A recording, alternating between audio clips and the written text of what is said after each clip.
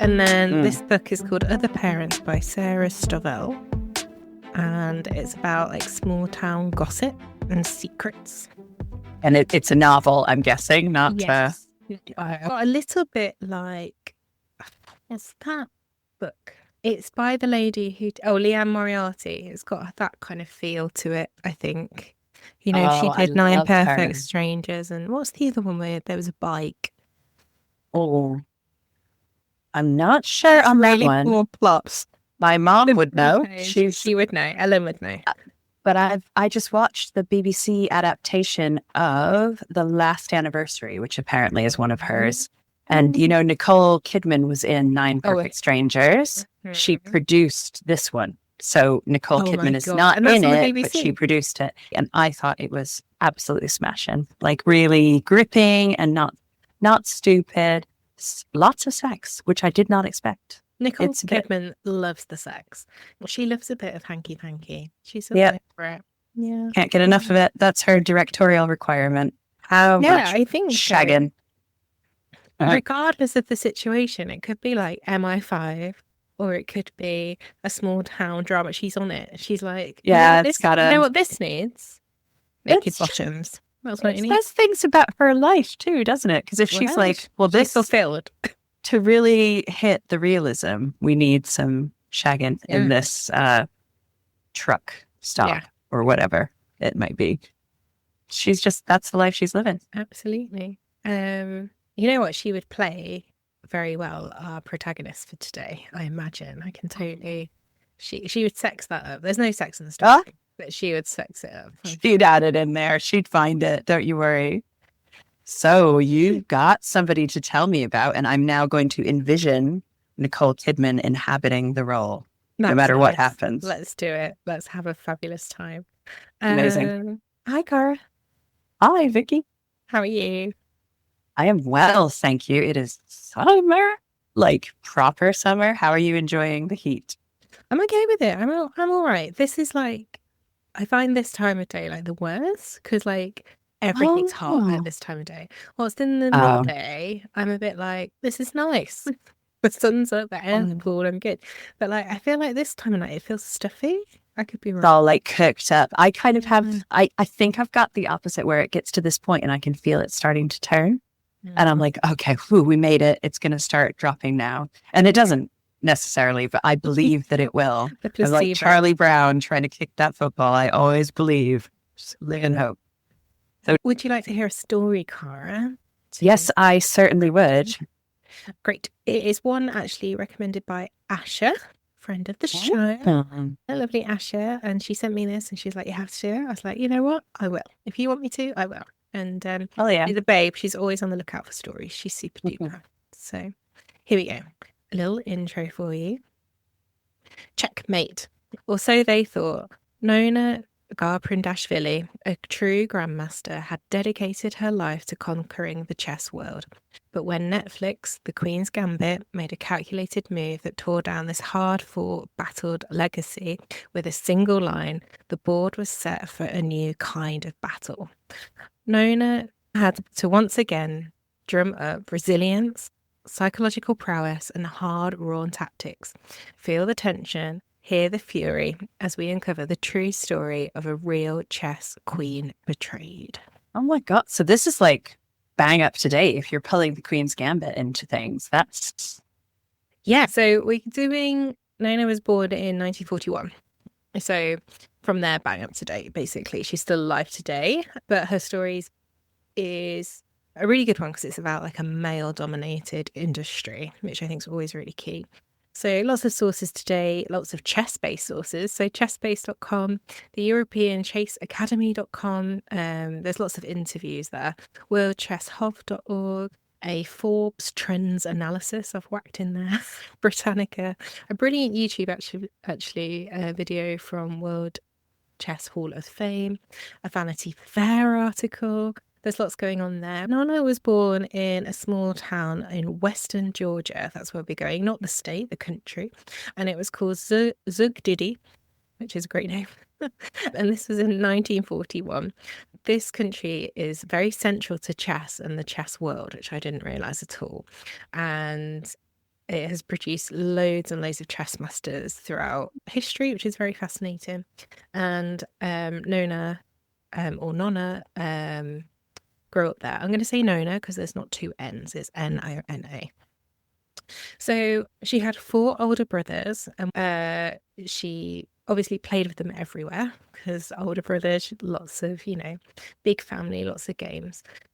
This, I think, made her quite competitive. She kind of notes that this was her introduction to sports. And in particular, this really helped shape her personality.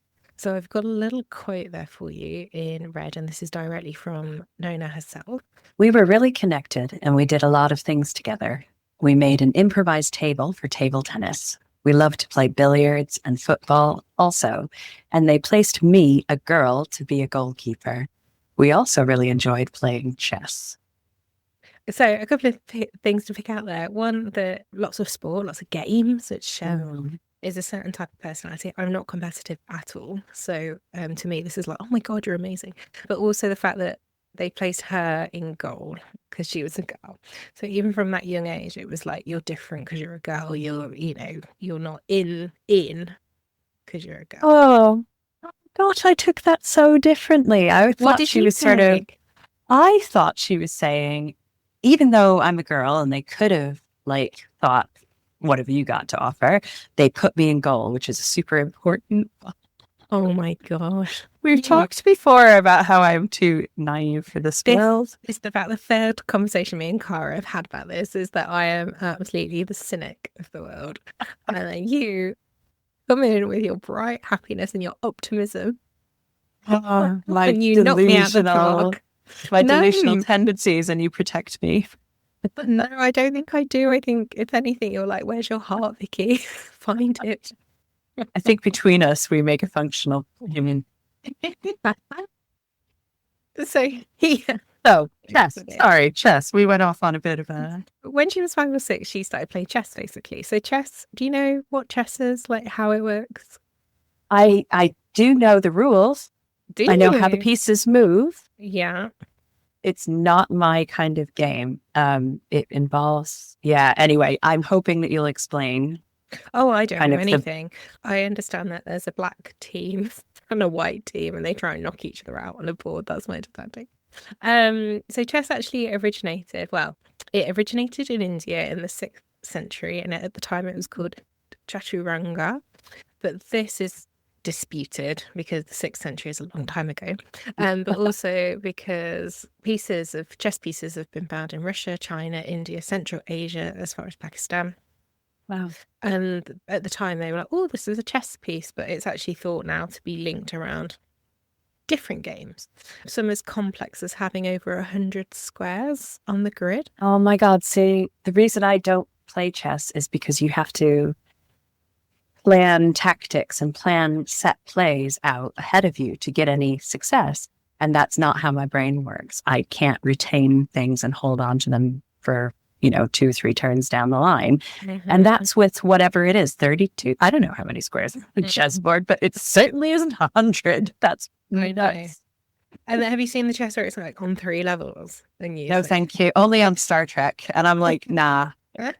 I'll be in the hollow suite. Just leave you guys to it. That's fine.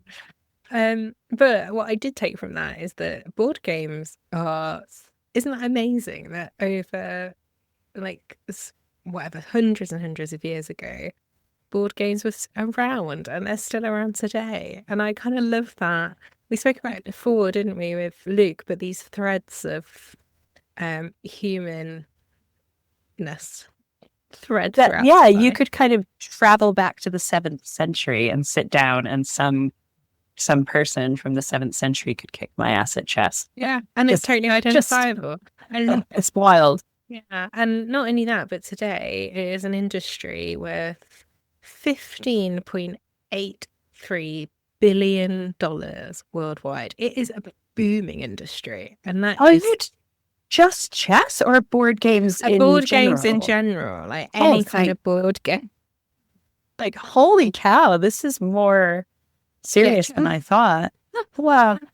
I mean, part of that it is when you think board games, chess will come up in your top. Yeah. And it's actually, it's been growing year on year, especially since COVID, which I find fascinating. I thought that was a cool fact. Interesting. So, like you say, chess needs certain skills and it is very technical in terms of these skills that you need, particularly at an elite level. So you're talking calculations, you're talking tactical thinking, as well as strategic thinking, pattern recognition, which is what you were saying, like 3 moves ahead, and also like psychological. A lot of it is just psyching out your opponent, as it is with lots of sports, right? But it is like getting into their head. Do you think that they are skills that can be taught, or do you think that they're inherent skills that you can just build on if you happen to be that kind of person? I think Nona talks about that a little bit. Like, cool. We'll have to see where the story takes us. I think she does, but like, I think it's a bit of both, isn't it? Surely there must be some raw talent at this elite level, but I think the classic playbook you can maybe learn. But then we were just saying 2 minutes ago that we could never learn that because our brains aren't wired that way. So I don't know. So for Nona, there were 2 important moments in her life that led her to the pursuit of chess. One was that her older brother was actually really good at chess and he was the best player in town. So the town of Zugdudi, and he was going to partake in a Georgian championship. And she learned how to play chess through him. But the second moment she references in many interviews is that when she was about 11 or 12, they travelled to the Georgian capital, which is Tbilisi, Tbilisi, because her brother was playing in this big championship. It was a team championship, but he had to cancel at the last moment. We don't know why. I couldn't find out why. But they'd heard on the grapevine that, his younger sister's here and she's quite good. We've seen her. She's quite, good at chess. And that was her in, basically, to the championships. Oh my gosh. So not just only fluked into it. Yeah, because she was a girl, they were like, it'd be great to have a girl on the team because there's not many girls. So she played some games whilst on the train there. So she was practicing and she won a lot. Like even on the train on the way there, she was smashing it. And then overall in the competition, the team came in at 5th place, which was quite a good achievement because Zugdidi is a very small town. And this was like a countrywide competition, right? Nationwide. That is very impressive. Yeah. And while she was there, she acknowledges that she did play well. And actually, one of the most important trainers and is known as the father of women in chess in Georgia, Vakhtang Lades, he noticed Nona playing and kind of took note of her, and after looked up her parents and was like, look, I've seen your daughter. I think she's got some proper skill. Academy that he's running. Her parents didn't say yes straight away. She notes that they finally agreed. It took a lot, Oh. But they did. They said, all right, go and train with him. And she became officially under Vartang's wing in 1954. Just trying to figure out how old she would have been. 1954. So she would have been, what, 14? Yeah, like proper adolescence. Yeah. No wonder her parents were hesitant, though, to be like, here's my kid. Good luck, everybody. Yeah. That's a big jump of trust. For sure. But they did. They supported her, which is very important. And it paid off really quickly. So as quickly as the following year, she was already winning in most of the tournaments that she played. Like, she was good, right? And then the following year in 1956, she won the semi-final of the Women's Soviet Union Championship. So we're going bigger and bigger. We've not just done Georgia, now we've done the Soviet Union. And it says there that she was around 14 at that time. Oh my gosh. I know. I've popped in a quote here about not how she felt at that time, but how she felt, I guess, growing up in kind of that sporting arena and kind of what her reflections are nowadays, if you would like to read it. Girls might be born and raised a little differently without that inclination towards sport and towards competition. And this is something that needs to be developed. I think my upbringing supported my trajectory. So she's there reflecting on how her upbringing allowed her to be this and allowed her to exercise these things that aren't naturally feminine, I guess, and how much she values that later on. Oh, I've also added in the notes in this interview, there's something that really made me laugh. It was one of the questions that the interviewer asked Nona. I don't know if it's funny because it's been translated into English. I'm not sure. This is, imagine like, a dominant idol in a field. Like, this is like the Beyonce of chess you're interviewing. Like, this is a big deal. And this is the question that you're asking her. Who are, in your opinion, the greatest and most important players in the history of chess, since you've practically known all of them since the Second World War? Oh my God. I'm like, calm down, mate. That is a gatekeeping question. That's you're wearing a band t-shirt. Oh yeah, what are their 5 best songs? And what I've heard is, as a woman, your response is supposed to be, oh yeah, name 5 women who trust you. Yeah, 100%. Like, don't stack up to me with your Second World War on chess player question. No need to attack the age in that question at all, since you practically knew everyone from the beginning of time. Confrontational as we're reading it to be, because it does sound a little rude. No, it really does. It really made me laugh as I was reading the interview. Anyway, she talks a little bit about her training and what she went through, and as part of the training of chess is learning from others what their games are, what their tactics are. And she talks about one of her role models, Mikhail Tal, who is a Latvian chess player who was very good, because she calls his way of a master of tactics. He's so distinguished in what he does, and she really used that. She analysed what he was doing, and she wanted to be like him. Basically, she wanted to be the way he played. And when I read that, it kind of reminded me of. But do you watch Gladiators, the TV show? I have been known to watch it from time to time. Freaking love Gladiators, TV show. And what she reminded me of was those kids in the crowd with the banners that are like, oh, I love you, Fury. And you just know that in like 15 years, they're going to be, there's going to be one of them that is going to be like, it all started. Oh, that's so cute. I know, it's one of my favourite things about Gladiators. And they really, really like lovely, excited kids in the crowd just like crying because they're there. It's so sweet. She also acknowledges that there's lots of different types of chess players. Like, just because you're not at an elite level doesn't mean that you haven't got something special as a chess player, because they all have different ways of playing the game. It's kind of like a bit like a language, and these can be very influential. It's a really important lesson, I guess, in looking outside of the box from time to time and just like pulling on other people and just being open to new ideas. And she talks a lot about what it takes to be a chess player, which is kind of summed up quite nicely in this little quote I've got here, if you don't mind. This is from Nona herself. Success is made up of many components. Even if just one is missing, you will not become a very successful chess player. These components include talent and hard work, but also a very good nervous system, nerves of steel.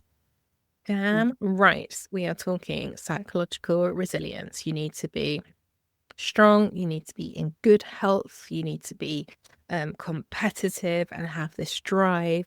And she was particularly noted in her playing as being fierce, being bold, being aggressive, and her types of playing, which are not associated with female chess players. Normally, it was quite at the time in the 50s and 60s, it was quite a curveball. It was quite a shock to the industry. So it was these nerves of steel, dedication and talent, which meant that quite quickly, so within 6 years, she actually becomes the winner of the Women's Candidates Tournament in 1961. So this is a tournament that actually makes you eligible to go to the World Championships, right? The Women's World Championships of chess. Wow. So we started like early 50s. We're now in when she was a kid, and now she's in her early 20s, and she's going to the World Championships. That's quite exciting. Wow, that's amazing. Yeah. So because she's won this tournament, she takes on the match of challenging the current champion, which was a lady called Elizaveta Bakova, who was the reigning world champion in women's chess. So she's like queen bee. And they have a match. I learned a lot about chess when I was doing this because the match lasted so long. It lasted 2 months, right? Which is apparently What? This is normal, apparently, for chess. This is why I didn't realize it was such a prolonged thing. I was thinking just an afternoon, but it's I can't even handle cricket because it like goes on for a couple of hours, and you get food. Like you get no. Oh. Yeah, so it lasted 11 games through September and October of that year. And there was lots of sessions because there was 11 games. And actually, Nona's favourite football team actually got wind of what was happening and came to support her for one, which is so nice. That is gorgeous. That is like the gladiators watching you play. It was so cool. That's so wholesome. Isn't it? How sweet is that? So despite her best efforts, Elzevita, the current reigning champion, was unable to combat Nona's aggressive play. The game was adjourned one evening, which is quite common, to be resumed the following morning. But Elzevita actually conceded later that night. She called in and was like, I can't do it. So that meant that over the 11 games, there was 7 victories, 4 draws, which meant that Nona became champion of the tournament of the World's Women's Chess Championship. That's pretty exciting. To become, to get to the point of mastery after like 6 years of training and competition combined is extraordinary. I mean, that is such a fast, like, accelerator. Yep. And she's to the top. 100%. She's like, and this is like you say, the top. This is, you're at the top of the mountain. You're like Usain Bolt in 2008. You are dominating, right? And she was the 5th person ever to hold that title, which shows how rare it is to have somebody come up and take it, right? So 5th of all time. Oh, I see what you're saying. That like over the entire time it had been held, someone retained it for so long that only 5 people, including her. Yeah. Oh my God. Okay. And I think the other reason for that is because the championships aren't annual. They're like every 2 or so many years, like 2 and a bit years. Well, so look, if it's in the year taken like months, then fair play. They need a little time to reset and refresh. Yeah, that's true. But also, it doesn't take away from the fact either. That sounded like I was disparaging it. It doesn't take away from the fact that it's still very rare. She then went on to win the Women's World Championship 4 more times. So in terms of like legacy, that is pretty strong, right? Her era basically is known in the Women's World Championships as the Soviet-dominated era. So there was like a period of history where it was all Soviet women who were smashing chess, basically, and who were winning at chess.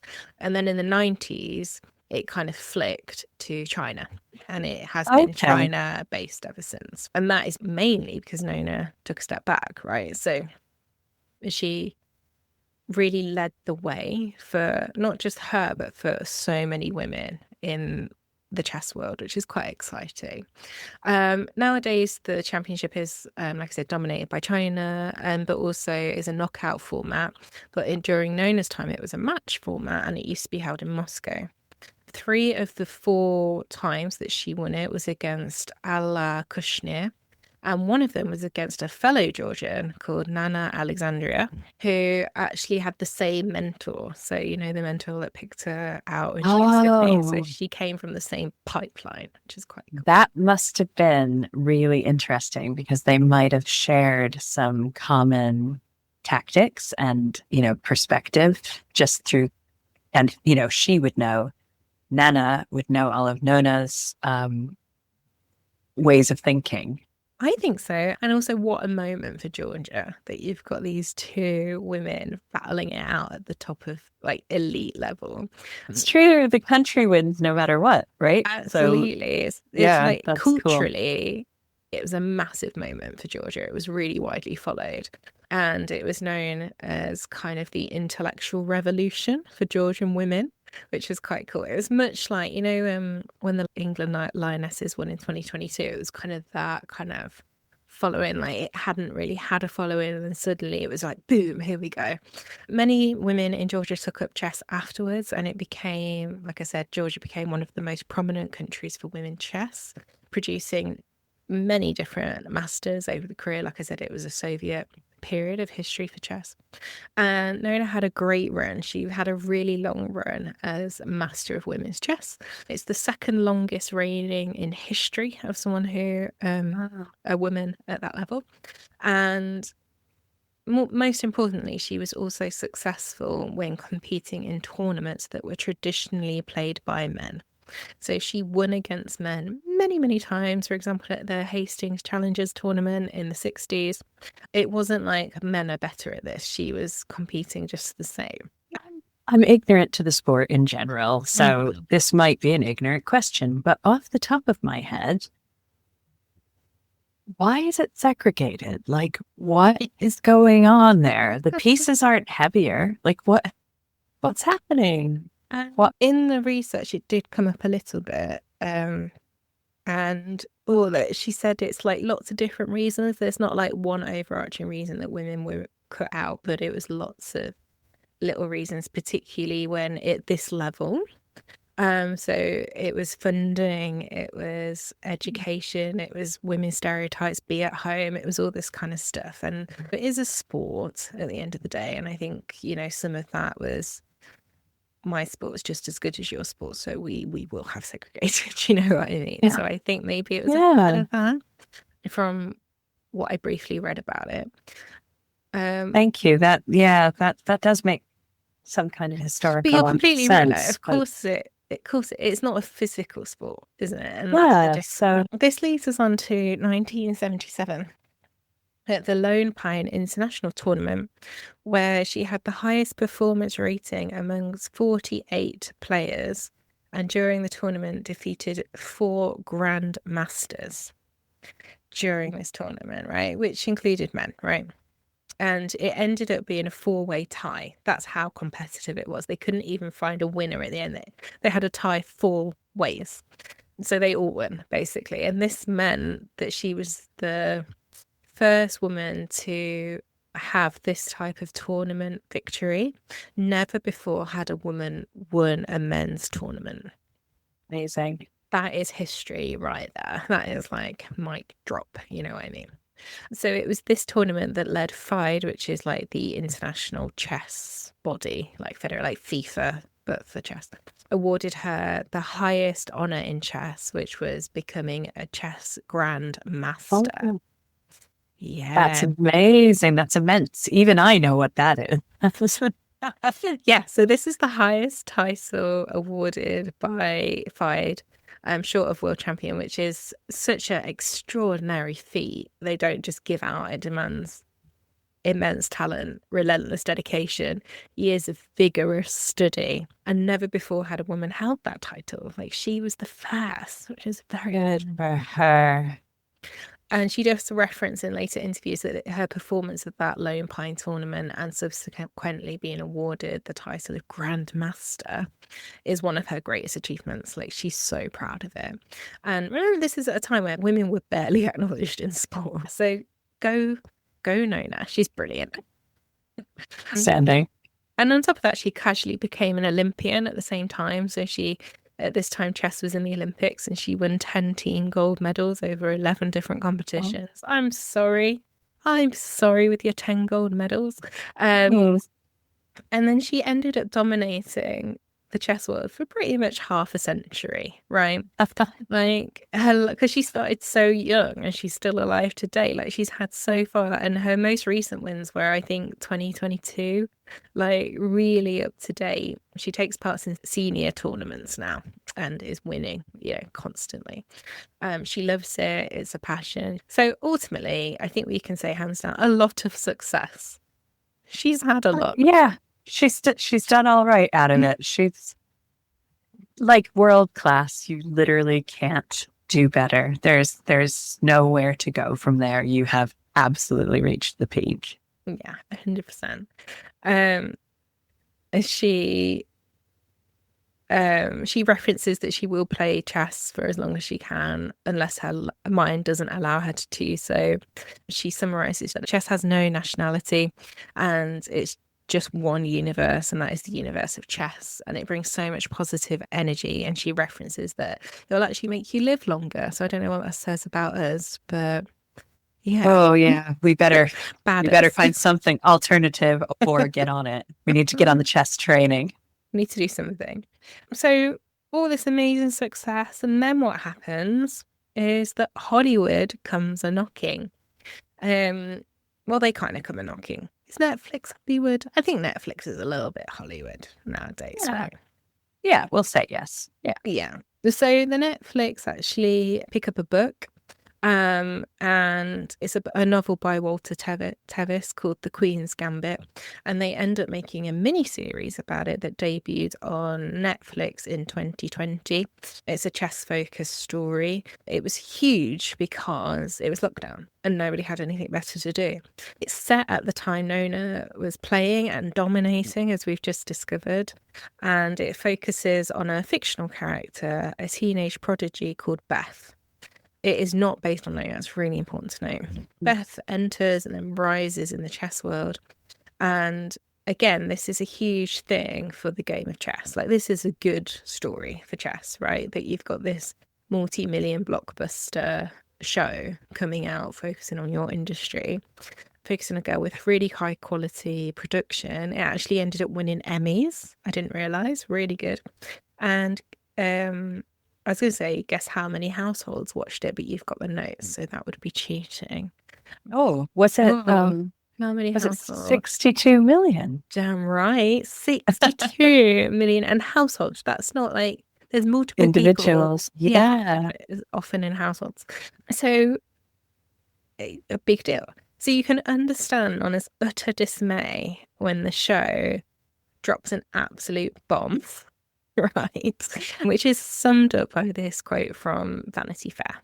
A chess commentator compares the fictional Harmon to real-life Gaprindashvili, calling Gaprindashvili the female world champion and saying that she has never faced men, before panning to a character in the audience who resembles Gaprindashvili. And what have we learnt, Cara? She was a world champion, a grandmaster, not a female grandmaster. She was a grandmaster who had, in fact, played against men as well as women across decades of a career. And at that point, there were no shortcomings in her achievement. What the hell? It's just a lie. A barefaced lie that Netflix popped in there and then spread to 62 million households, right? And not only did Nona play men, just like I said, she played at least 59 of them. And often simultaneously in a game. Apparently there's types of games where you can play lots of people at the same time. She not only played them, but played them all at the same time. Oh, why did they need to even involve that? It's so frustrating as a move. And like, this is a legacy that they are erasing. This is decades of hard work, study, resilience, shattering class ceilings, climbing ladders, that in very difficult circumstances. Can you imagine? I'm not being funny, but out of those 59 men, I imagine some of them were a little bit sexist when you're playing them in terms of like the psychological resilience, right? Could be, statistically speaking, likely. Very likely. It's likely that, you know, she went up against so much sexism to get to where she was. And then Netflix had the audacity to then, you know, be sexist back and absolutely belittle what her achievements were. I know, the anger. It's not okay. It's that thing as well of like pitting women against other women and kind of, well, you didn't really do it properly because you didn't fight with a guy. And it's like, but she did though. And I watched The Queen's Gambit. I don't know if you did. I did, yeah. I was one of the 62 million. Our household is in that number too. I don't think that it would have diminished Beth's story if other women had success against male competitors. She was a naive player who learned through sheer hard work, despite massive psychological and addiction issues. That story arc works without going, and she's better than these other chicks. Like, man, annoying. It's just the worst. It's absolutely the worst. So what does Nona do? She's like, if this is what you're going to do, I'm not going down without a fight, which is absolutely consistent with her life's work. Consistent to her personality. Of all the people to mess with, what are you doing? Not a grandmaster at chess. So she filed a $5 million lawsuit against Netflix, and which is, if you think about cost per script, and that is one line in the script, Netflix really screwed up. That is an expensive line in a script, right? And she claimed that the statement, rightfully so, was grossly sexist and belittling.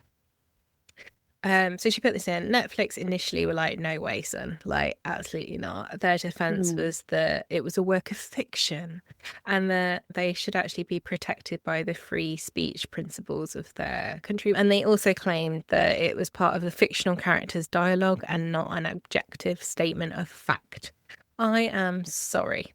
If anyone is going to be, if you trust anyone in a sporting arena to give you facts, it is the commentator. Like, it is the person. You pick the wrong character if that was the case.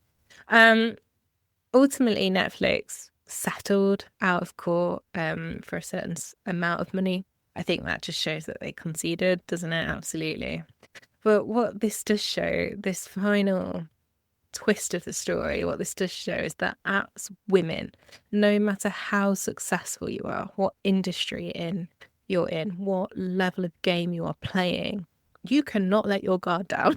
You need to protect yourself against not against, but for. You need to protect that thing that you've built and be proud of it, because people will belittle you. This is 2022 this happened in, right? People will belittle you and your achievements, and you have to surround yourself with the people who build you up, who give you energy, who build up your self-worth, so you are never torn down. Don't let people like this tear you down.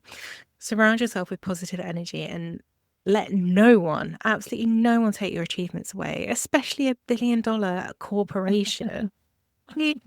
Christ. So I think that is an absolutely amazing ending of no, I'm not taking shit from anyone. And if there's a lesson to learn from Nona, it is that. And, that's why I wanted to bring her to the table today. I love it. Thank you so much. What an interesting person, and how foolish of them they could have just not done that. One line, they could have not cast that person who looked like her. Yeah. Why would they go down that road? And the fact that she did not stand for it is inspiring. Yeah, go her is right. Yeah. All right. I'm riled up now. It made me so angry. Clearly, when you settle out of court, that tells a story, doesn't it? And also, why would she care about your First Amendment? It doesn't make any sense. I think, your First Amendment rights don't entitle you to lie about someone, substantially and talk rubbish about their career. So, turns out. Yeah, so that is the story of Nona Gaprindashvili. Thank you ever so much. Very interesting.